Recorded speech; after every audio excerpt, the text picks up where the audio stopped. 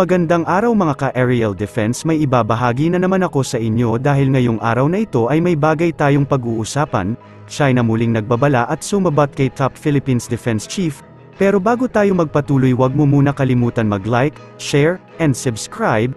Paki-follow at like muna ng aming page na nasa description na ang link. Isang Chinese Foreign Affairs spokeswoman na ininsulto si Pangulong Ferdinand Bongbong Marcos Jr., na nagsabing ang China ay hindi kailanman tatanggap ng provocations tungkol sa the Taiwan question.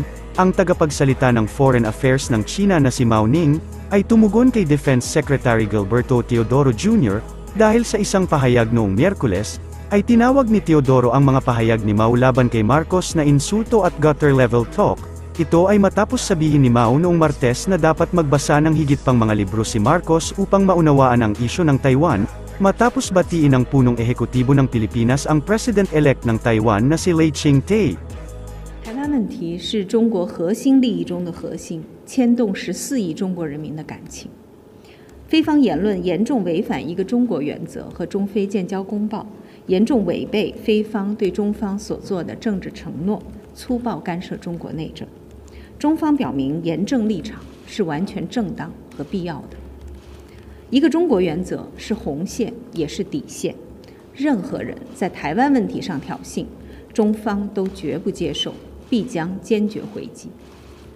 我们敦促非方切实遵守中非建交公报精神，恪守一个中国原则，停止在涉台问题上的错误言行。中国在2016年7月12日发表了《中华人民共和国政府关于在南海的领土主权和海洋权益的声明》，清晰阐明了中国在南海问题上的立场主张。对于涉海争议，我们始终坚持通过谈判协商和平解决，通过制定规则和建立机制管控争议。在争议解决之前，通过共同开发开展资源勘探与开采。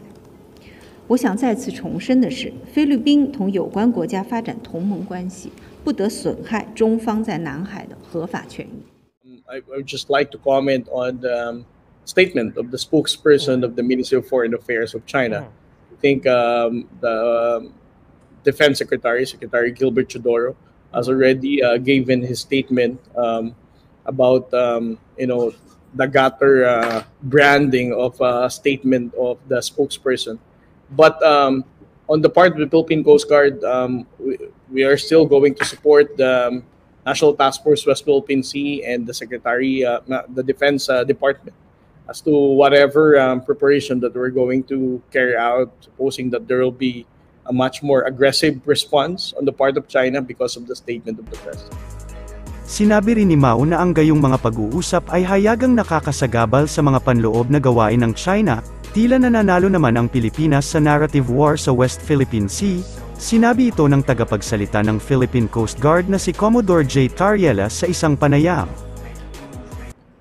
Well, our transparency initiative, when it was first launched, there are two main objectives that we have in mind.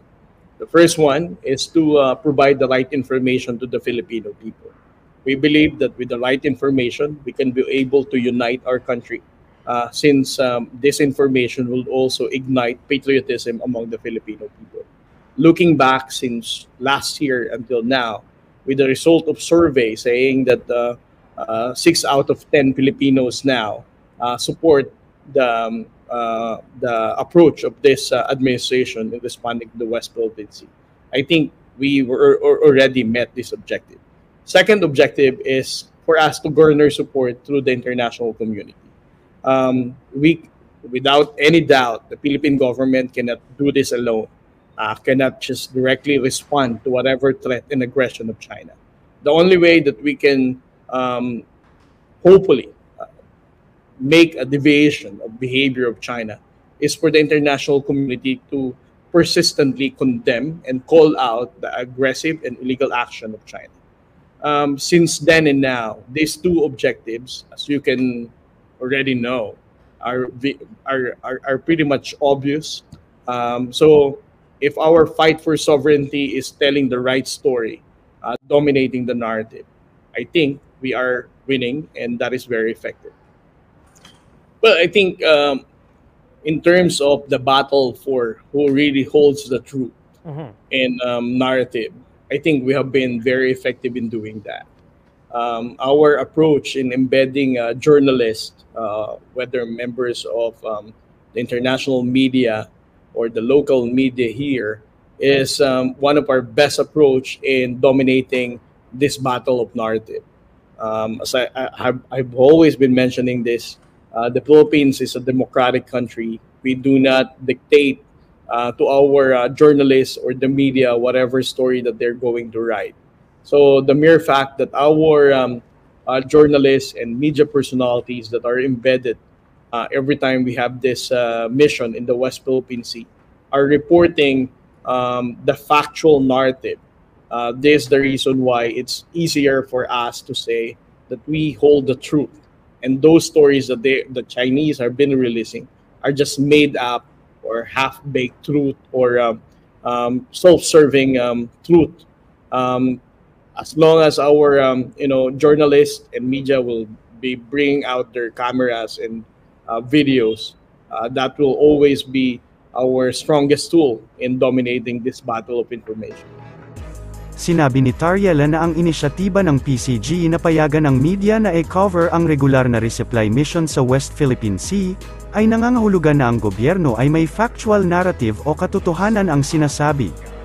Inaangkin ng China ang halos buong South China Sea, na kinabibilangan ng West Philippine Sea, na binibalewala ang isang internasyonal na desisyon ng tribunal noong 2016 na epektibong nag-dismiss sa mga malawak na claim nito, sa pagsasagawa ng mga karapatan sa soberanya ng bansa sa loob ng West Philippine Sea. Ang PCG ay regular na nagsasagawa ng rotation at resupply missions sa BRP Sierra Madre, isang Navy outpost na nakaground sa Ayungin Shoal mula noong 1999, upang igiit ang pag-angkin ng bansa sa sandbank. Ang BRP Sierra Madre ang naging flashpoint ng tensyon sa pagitan ng Pilipinas at China, at nasaksihan ng local at international media ang patuloy na panggigipit ng mga barko ng China Coast Guard, laban sa mga barkong Pilipino na nagdadala ng mga supply para sa mga tauhan ng militar na nakatalaga sa lugar. Ang intelligence funds ng Philippine Coast Guard na nagkakahalaga ng 200 million pesos ay hindi lamang gagamitin para sa pagtugon sa West Philippine Sea. Sa panayam noong Huwebes, sinabi ng tagapagsalita ng PCG para sa West Philippine Sea na si Commodore J. Tariela, na gagamitin din ng ahensya ang intelligence funds para sa iba pa nilang tungkulin. Napansin ni Tariela ang malaking pagtaas ng intelligence funds ng PCG dahil ang ahensyang maritime ay tumatanggap lamang ng 10 million pesos na intel funds taon-taon mula 2013 hanggang 2023. Itinulak ng mga mambabatas ang pagtaas ng intelligence funds para sa PCG, na binanggit na ang mga pondong inilaan para sa unipormadong serbisyo ay kakaunti lamang, para sa isang ahensyang nahaharap sa napakalaking panganib sa pagprotekta sa mga karapatan ng bansa sa soberanya sa West Philippine Sea. Well, first of all, in terms of the acquisition of the Coast Guard vessels, before we only have 2 offshore patrol vessels, but right now, under the leadership of our Senate President, Senator Mig Subiri, the House Speaker, Martin Romualdez, and of course, with the concurrence of the President Bongbong Marcos, the Philippine Coast Guard now it's already on the pipeline for the acquisition of 5 more offshore patrol vessels of the Philippine Coast Guard. And then in terms of the intelligence fund, before, since 2010, the Philippine Coast Guard is only receiving 10 million pesos. But now, we have substantially received 200 million intelligence fund for the Philippine Coast Guard. Again, this is not just limited for the West Philippine Sea. There are other Coast Guard functions that we need to make use of this in terms of maritime safety, environmental protection, and maritime law enforcement. I mean, in the Philippine Coast Guard, we only have 10 44-meter vessels that we have been have received from Japan through ODA, and we now have 2 offshore patrol vessels. We are surrounded with waters, but still we make use of it. We optimize the number of deployment of these vessels in different parts of the country. As to the 5 offshore patrol vessels, it may not be enough, but again, we just have to make use of what we have and to optimize its deployment. Para sa mas madaming update tungkol sa ating defense, abangan lamang ang aking mga bagong video. Para naman sa mga gusto magpa-shoutout, mag-comment lamang po at share, paki-follow at like muna ng aming page na nasa description na ang link. Huwag mo na rin kalimutan mag-like, share, and subscribe, pindutin mo na rin ang bell para updated kayo sa aking mga video. Maraming salamat po.